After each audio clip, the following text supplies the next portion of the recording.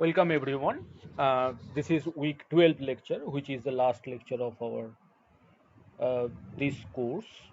So this is week 12, and today we'll discuss um, how we can characterize the properties of a polymer, depending on the properties of a polymer, whether it behaves like a solid or it behaves like a liquid. Now, from your day-to-day experience, you already know that there are some very solid-like material. Suppose a brick. If you give some stress on this, it may, if you put sufficient amount of stress, it may deform. There may be some strain, it may deform, but it will not flow. But there are some materials. Suppose you have uh, a suppose a bucket of water. If you are putting stress on the surface of the water, some of the water will move from the surface.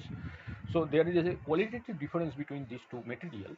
So one material is solid, like another material is like fluid. So we are discussing about the polymers, which are in between uh, these two properties. So if you are putting stress on a uh, blob of polymer, so at beginning, what happens, it may behave like, suppose you are putting a stress for some time. At beginning it will behave like a solid, so it will not flow as, and it will remain as it is. It may deform to some extent, but if you put stress for a long time, sufficiently long time, then it may flow. So depending on that, so we define a new class of material, which is viscoelastic solid and viscoelastic fluid. So we will define some parameter, depending on which, depending on the value of that parameter, we can characterize the material we are looking at, whether it is a fluid like material or a solid like material. Only under the condition that if we put a stress, depending on the behavior of this material, so whether it is flowing under the stress or it is deforming under stress, depending on that property, we try to characterize. So we have talked about in this module at experiment on of rheology. Using that experiment, we can characterize these properties of the material. So there are a couple of maybe three or four kind of setup to measure rheological properties of a material. Uh, then we went on to building a toy model, which is a phenomenological model, far from reality. It is not really directly connected to polymers, but we build up a system from scratch, that which has a portion which is like viscous fluid, another portion which is spring, which is elastic. So depending on both the part of this, both the portion of this uh, Maxwell model setup, we can get viscoelastic behavior under that model. And it turns out that it works pretty well, and it can give reasonably good result, even though the model itself is very simple. So that's where we ended our discussion on this module, and now we will discuss some question on this model. So question number one,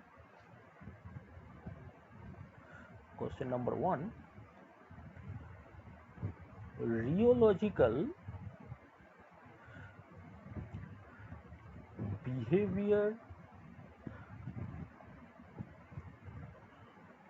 of polymer solutions can be best described using, now there will be option 4 different models, and which of these are the best to characterize the rheological behavior. So Newtonian model, power law model, see spring dashpot model, the Florey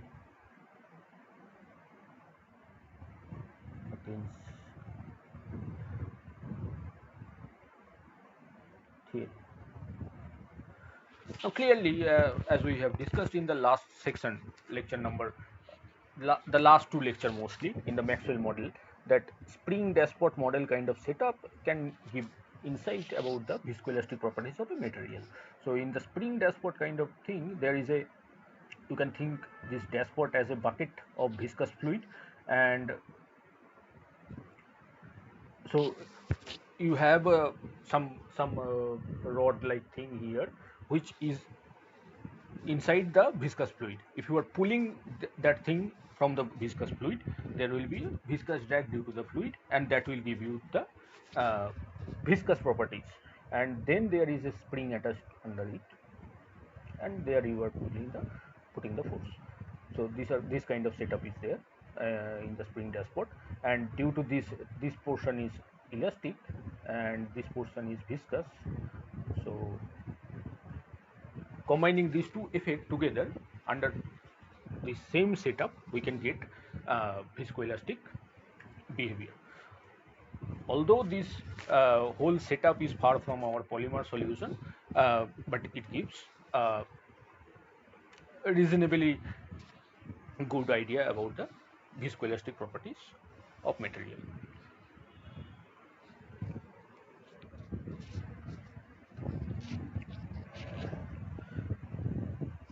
Now, next question. So in this case, the spring dashpot is the most appropriate option.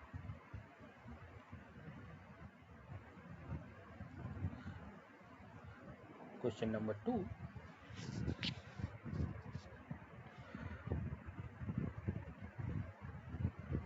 Which of the following statements are not true? Not true. Option A. Superposition principle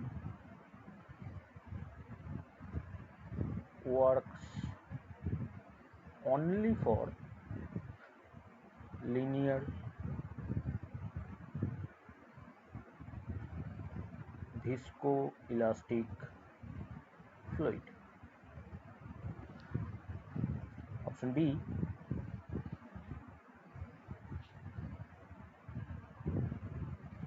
Option B. Oscillatory test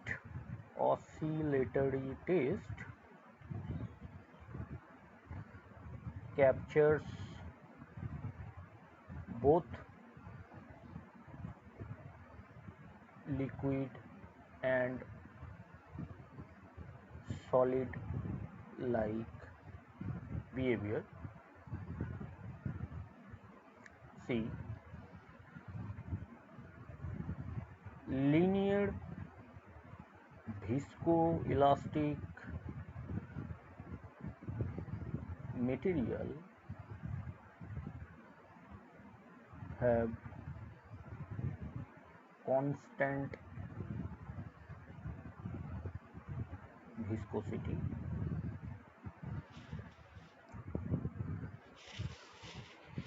D. Rheometers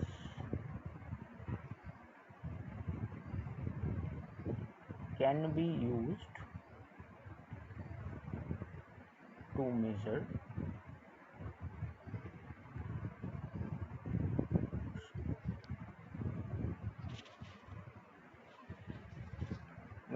shear stress. Hi Gauzik, how is it going? Today is the last class.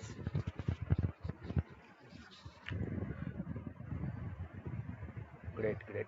So I am discussing some problems from this viscoelastic properties of material. How can you characterize viscoelastic properties, and rheology from that section. Have you already tried the assignment in this section?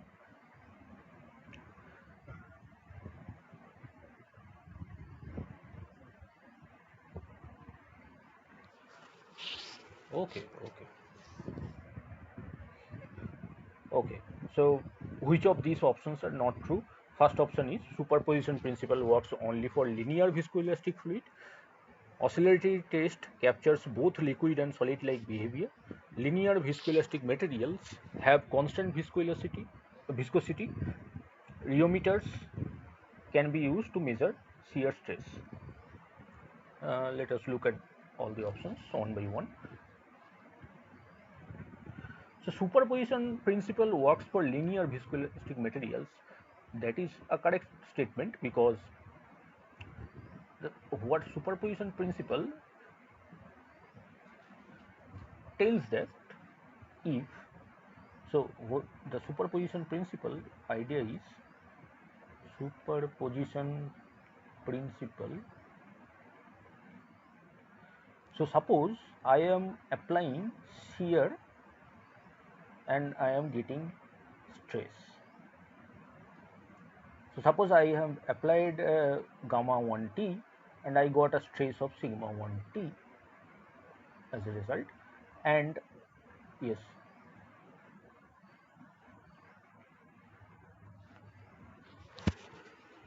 so shear means some kind of deformation. Suppose you have a cardboard box, a cube like box, like some cardboard box, package box, whatever, Flipkart box you can think, something like this. So if you put a now force like this box will deform, some tangential force in this way. So the box will deform, and the box which was something like this, it will now look like this, right? If box is not rigid enough, so if I am putting huge amount of stress, at some point it will deform. But if it is very rigid, I have to put so much stress. So this force is called shear, and due to that, whatever the deformation is generated inside it, that called stress. But this is only one kind of shear and one kind of stress. This is called tangential shear because I am putting this shear along the tangential direction. But in some suppose in spring case, in that case also you can call the deformation of the spring as a shear, and the force generated inside the spring is per unit length is the stress. So that is a different kind of stress. All of these are separate kind of. So here we are talking about some general case. Suppose any kind of shear I am giving to some material, gamma 1t, which is producing sigma 1t stress, and gamma 2t producing sigma 2t stress. Now if I give this amount of shear gamma 1 plus gamma 2, if this produce stress equal to sigma 1 is equal plus sigma 2, then the superposition principle holds. And this is only valid when sigma t holds this relation g into gamma t, where g is the elastic modulus.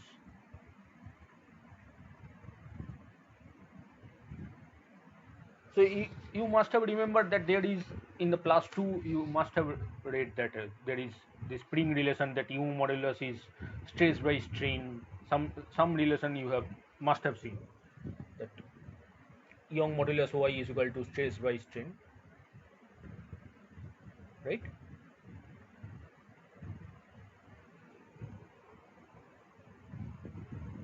So this is a similar kind of relation. Goshik, are you here? Okay, okay, okay. So this superposition principle is only valid if this relation holds, and if this relation is there, that means this is a linear viscoelastic material. Then oscillatory test captures both liquid and solid like behaviors. So oscillatory test came only when we have given the shear like a gamma t gamma 0 cos omega t. So we are giving shear but only like a wave. So gamma dot t, which is shear rate, it will be gamma 0 omega sin omega t minus. So both of them are out of phase,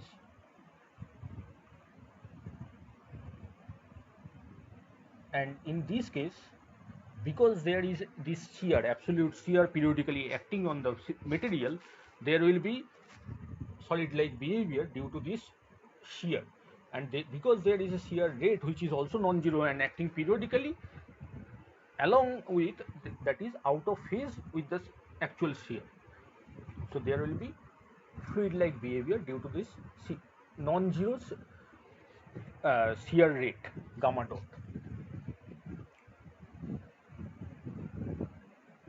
So if you want to remember this formula, that for a solid like thing, gamma stress is equal to G into gamma t, where this is called stress, this is called elastic modulus, and this is called shear. But for a fluid like thing, sigma t, which is stress,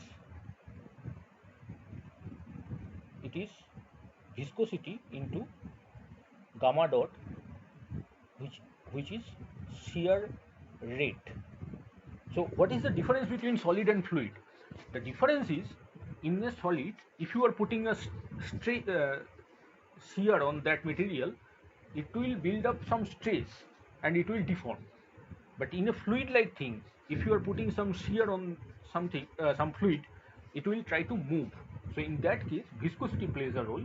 But in the above case, here the elastic moduli plays a role.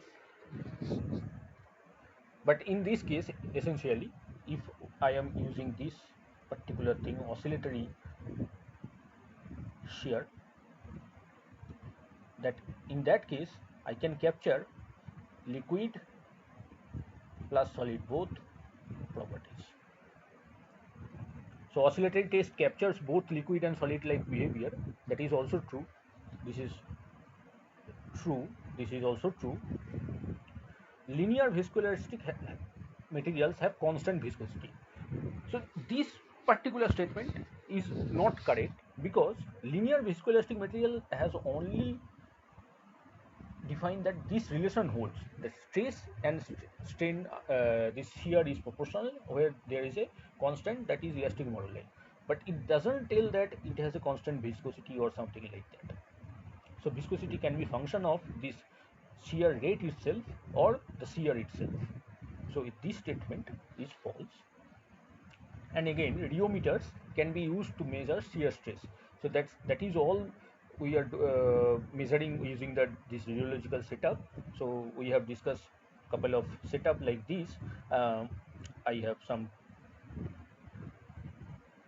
plate, fixed plate and moving plate above that, and in between these there are this material. This plate is spinning with omega velocity, so it is measuring the shear stress. So when this material, this plate, moving plate is moving, it is giving shear to the fluid, and there are some digitized system connected to PC which can measure the shear stress. It can be set up like this, or it can be set up like concentric cylinders, where inside, in between these two concentric cylinders, there is the material we want to check, and this inside thing is moving with velocity, angular velocity omega. So it will again produce some kind of shear in the material, and that will produce in turn some stress, and we can measure that. So these are all different kind of, many sophisticated setups are there, using which we can obviously measure up to a reasonably good precision. We can measure the shear stress. So this is also true. So the false option here is this option C. There is no guarantee that Even if the viscoelastic material is linear, there is no guarantee that it has a constant viscosity, because viscosity can be a function of shear is shear, shear rate, temperature, and many other density, many other things. So it is not guaranteed.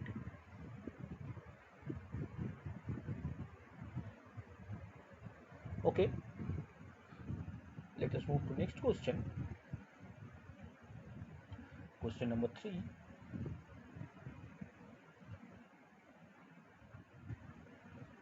So storage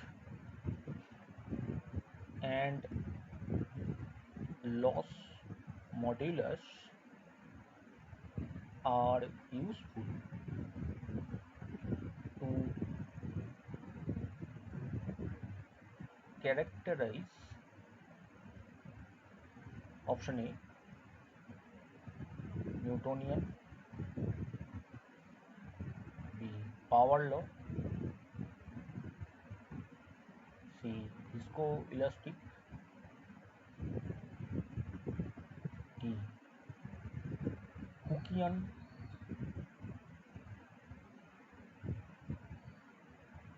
solids. So these are fluids, Newtonian fluids. So which storage and loss modulus are useful to characterize which of these? So there are 4 options here. So if you remember the storage and loss modulus, how we have defined that, let me quickly go through that portion again. So that comes only under if I am applying some kind of oscillatory stress in the system. So oscillatory stress. So why oscillatory stress was needed? Because we cannot get the property viscous and elastic together in a one setup in any kind of rheometers if I am only applying a constant shear rate or a constant shear at a time. So I can apply a constant shear at a time, or I can apply constantly at a rate some shear, but I cannot do both together. So oscillatory thing enables me to do both together, and in that way I can capture viscoelastic properties at a time in a material. So oscillatory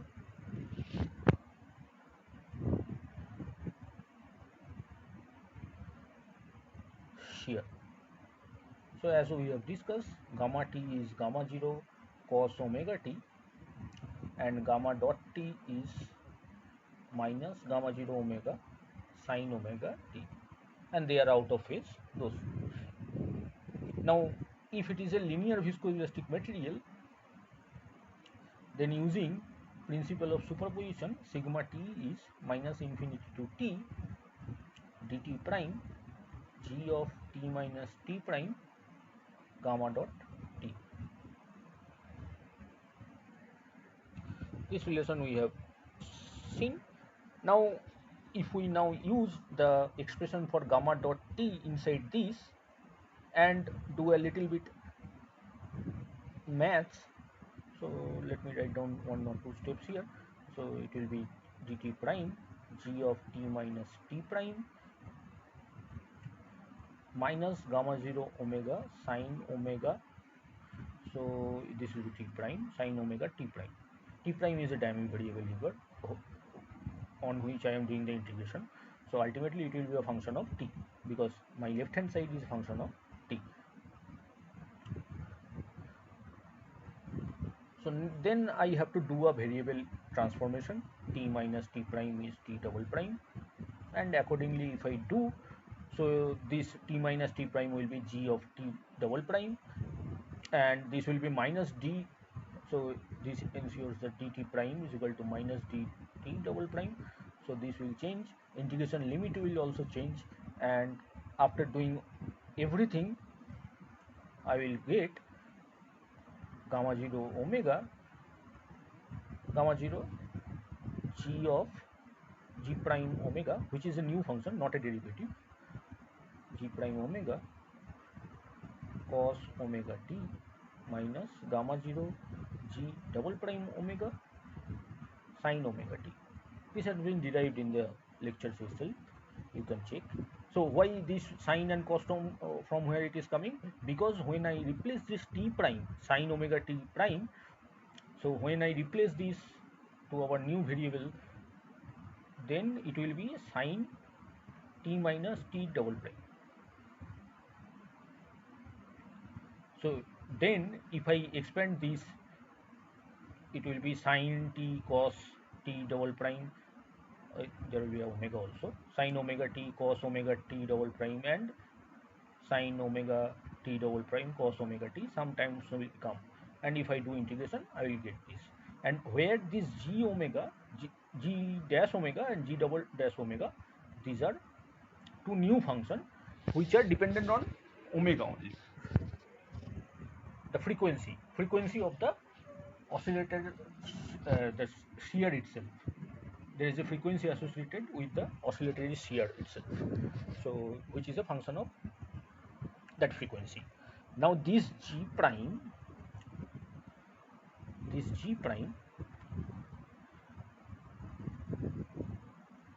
of omega, this is called storage modulus,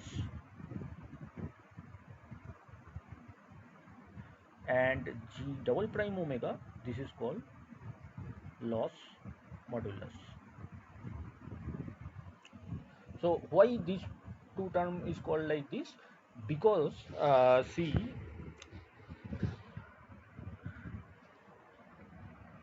if you look at this shear, this gamma t here, this is the shear, and gamma t has a coefficient gamma 0, and time dependent part is cos omega t.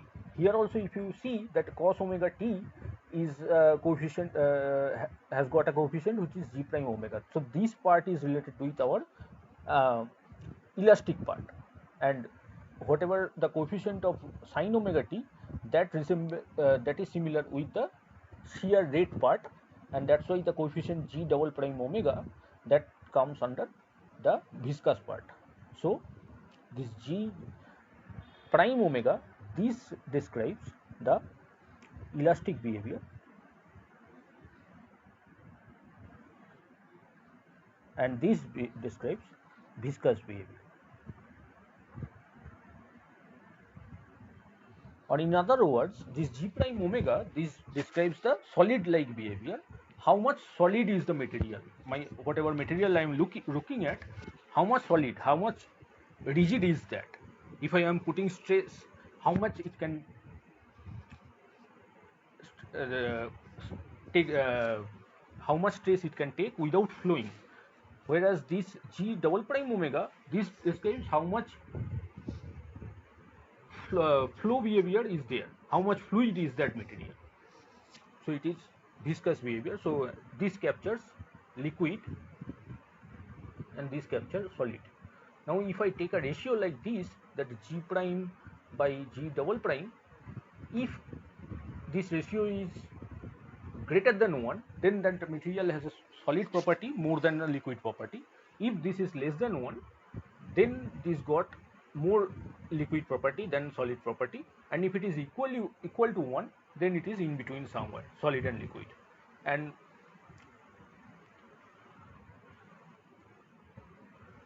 so it can be greater than 1, it can be less than 1, depending on that. So that ratio, whatever this ratio is, that ratio tells us whether it is viscoelastic or not. If it is very large than 1, then it is almost like a solid. If it is very less than 1, then it is almost like a liquid. If it is somewhere near to 1, then it is viscoelastic. So storage and loss modulus are useful to characterize viscoelastic properties of a material.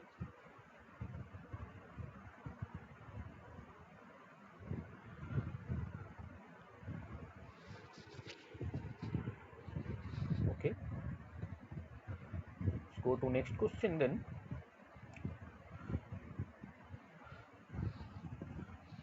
Next question is the shear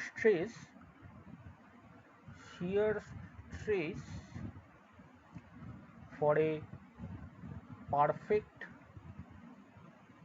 solid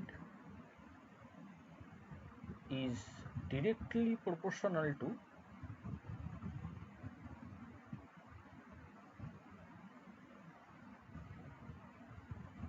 option A, shear, option B, shear rate, option C, viscosity, option D, none. In this case, as you already know that a shear stress sigma t is given by G into the shear gamma t, so you know the answer that it is shear. It cannot be, so shear is gamma t, shear rate is gamma dot t, which is only useful if it is a fluid like thing, but it is a already given in the question that it is a perfect solid, and viscosity is eta, let's say eta, it can depend on many other things. So for a perfect solid, it is always proportional to the applied shear. The shear stress is proportional to applied shear. Move to next question. I will move.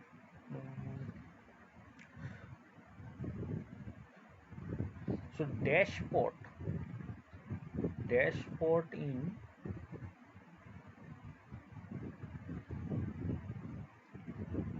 spring dashpot experiment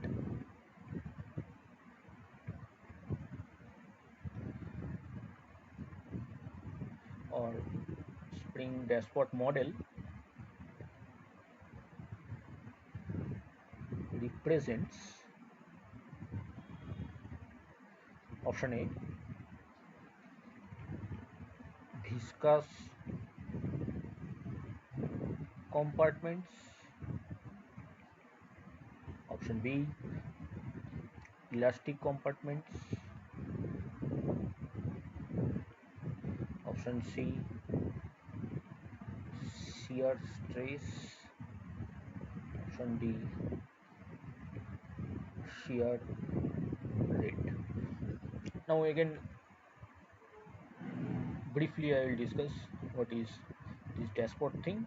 So you have a viscous fluid inside this bucket and you have something pulling out of it, so it will give some kind of viscous drag if you are pulling out something from that fluid, and there is a spring attached to this, and there is you are pulling this with force. Now this part is elastic, which is the spring. This is the spring with some modulus, and this part is the viscous. So this is the viscous fluid inside which the that portion. So if you are putting this side with a force which is like F, then the spring will extend and the bucket will come down. So as a result of this portion is fixed. This will go out of the fluid and that will give some viscous kind of drag, so that will give some viscous response. So dashpot is this portion is called the dashpot. So the dashpot is related to the viscous compartment.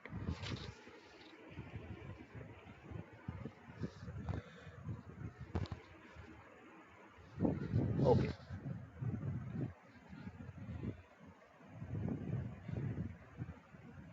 Question 6. Steady state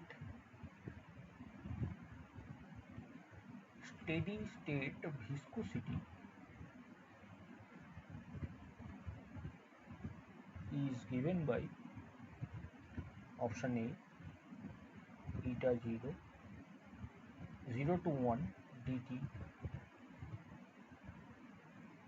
g of t, option B, eta 0, 0 to 1 dt gamma of t, option C, eta 0,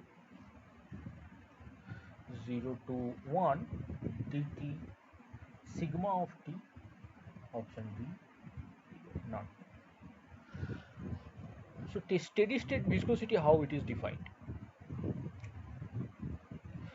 So you know already this relation, that for a linear viscoelastic fluid, sigma t is minus infinity to t dt prime g of t minus t prime gamma dot t prime.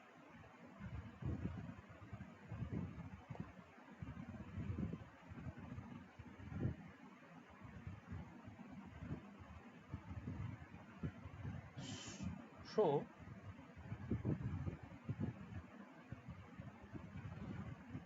now suppose you are giving a constant shear rate from time 0,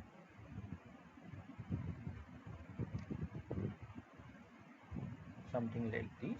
Your shear starts from here, constant shear rate. This is 0, this is t axis, this is gamma dot. So you are putting some constant shear rate which is gamma 0 dot. So this part is constant, then gamma 0 dot will come out. Integral 0 to t, because anyway the gamma is 0 before that. So minus infinity to 0 I will skip. It will be integral of g t minus t prime. Now if you change a little bit variable, it will come out like 0 to t d of t prime g of t prime. So this is sigma t.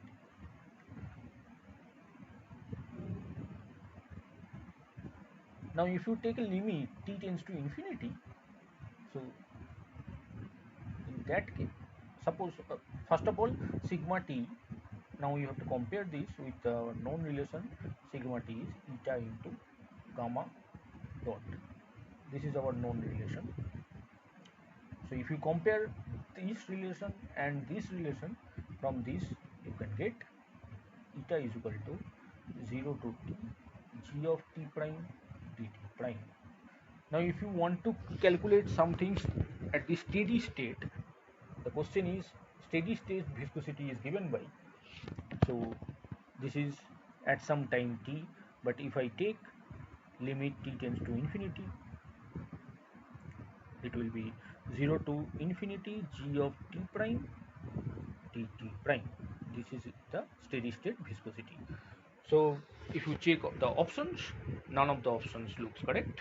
So the correct choice would be option D. The correct answer is 0 to integral 0 to infinity over dt prime integral of gt prime.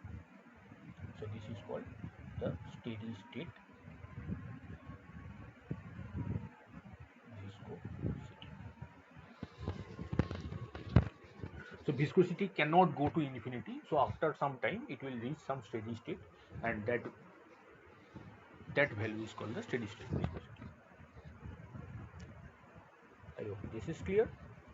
Uh, Question number 7 now.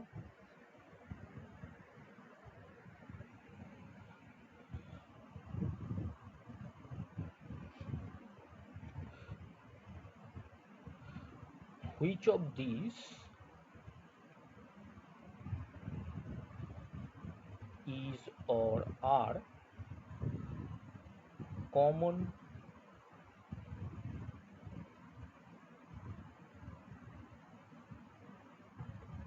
rheometer geometries? Option A, plate and plate. Option B, cone and plate. C, cone and cone. Option D, sphere and cone. So as discussed in the lecture, probably in the second one, lecture number 57 probably, you will see that plate and cone and plate are the common thing we can see. So plate is something like you have a fixed plate like this, and you have the fluid above this, and there is a rotating plate. I was just discussing, there is a rotating plate like this. If this plate is rotating with velocity omega, suppose, So that will put some shear on this fluid, the fluid here, fluid or material, whatever it is. It will put some shear on this, and it will generate some stress. It can measure the stress, or from that you can calculate the rheological properties. And similarly, if instead of this there can be a cone like geometry, and there is one plate and there is one cone like this which is spinning, and it can measure the rheological properties. But so these two are commonly seen rheological setups. This is more like a informative question. This is for more information you can see lecture. Something is discussed here about the commonly seen geometries of the rheometers. Option 8, question 8, uh, superposition principle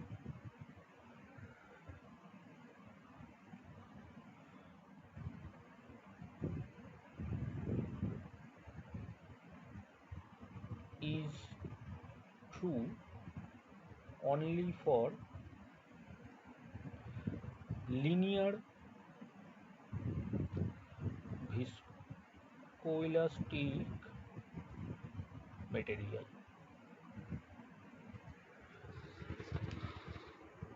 Superposition principle is only true for linear viscoelastic material. This is a true false type question. You have to decide whether it is true or false.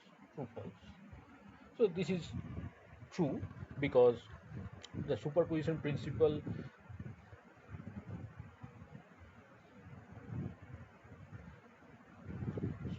this question is repeated, I guess. I have already discussed this question.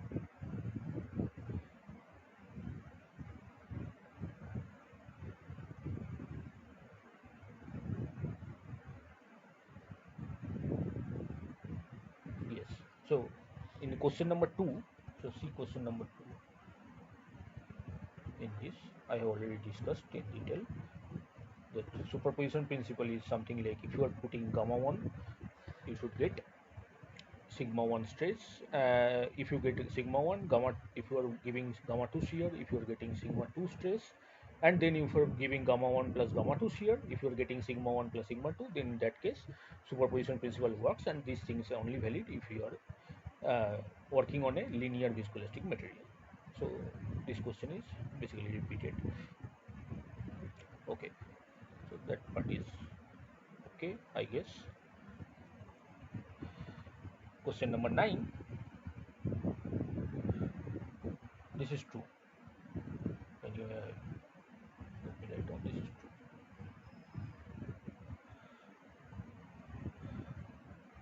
Question number 9. If Gt is equal to 1, steady state viscosity will be option A 0, option B 1, option C infinity, option D none. Now we have already defined what is steady state viscosity. So how that comes? Steady state viscosity. So for a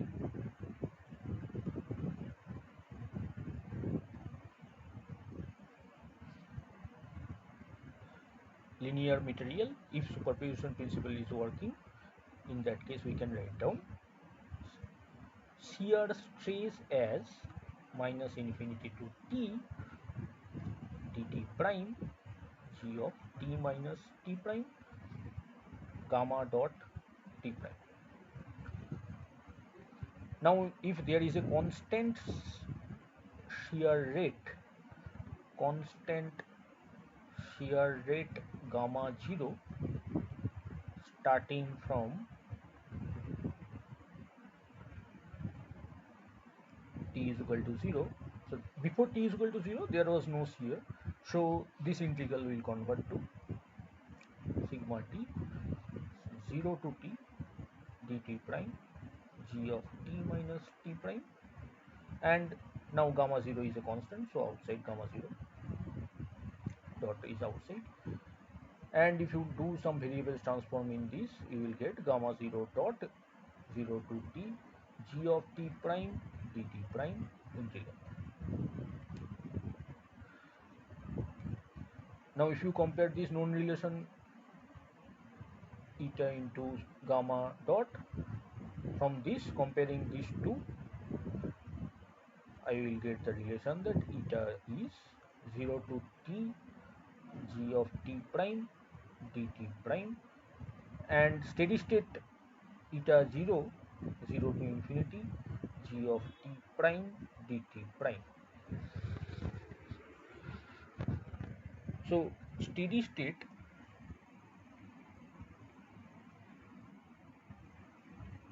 viscosity, which is eta 0, is defined as 0 to infinity integral dt prime g of t prime. Now the question tells that my g of t as a function of t is 1. So this will be nothing but eta 0 will be integral 0 to infinity dt prime into 1, which is basically infinity, eta 0. So this says in the option C is correct if gt is, if and only if, it may be a hypothetical scenario because viscosity going to infinity is practically impossible, but if gt is 1, even if it is a hypothetical scenario, in that case steady state viscosity will be infinity. So this part,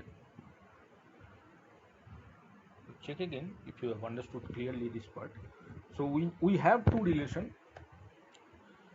So for elastic properties, we have this shear that will produce some stress, and relation is given by shear stress is equal to G into shear itself, and where G is called my relaxation modulus or elastic modulus. But in the fluid scenario, I have a shear rate which is given by gamma dot, time derivative of gamma, the shear. I am giving shear at a constant rate or at some rate which is given by the gamma dot, and the relation holds here that shear stress is given by viscosity into gamma dot, and the steady state by comparing with the above relation, the steady state relation is given by this one only if it is a linear viscoelastic fluid. So this relation, this particular relation, this comes from superposition principle. Superposition principle,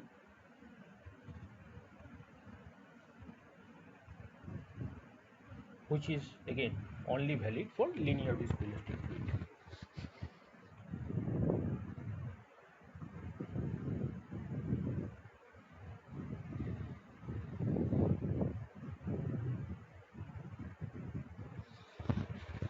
Okay,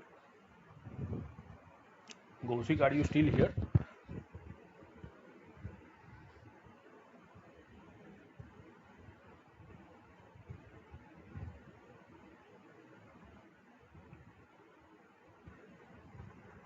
Any doubt?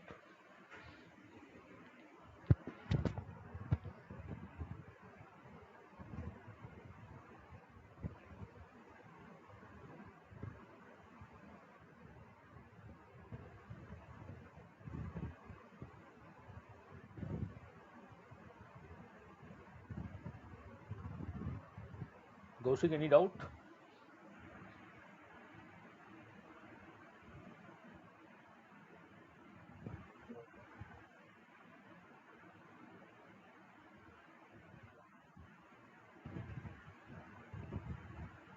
Okay then. Okay.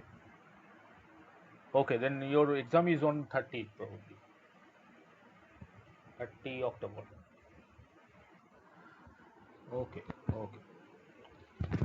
So in the meantime, if you have some difficulties, you can always write to me. If you have some doubt or something.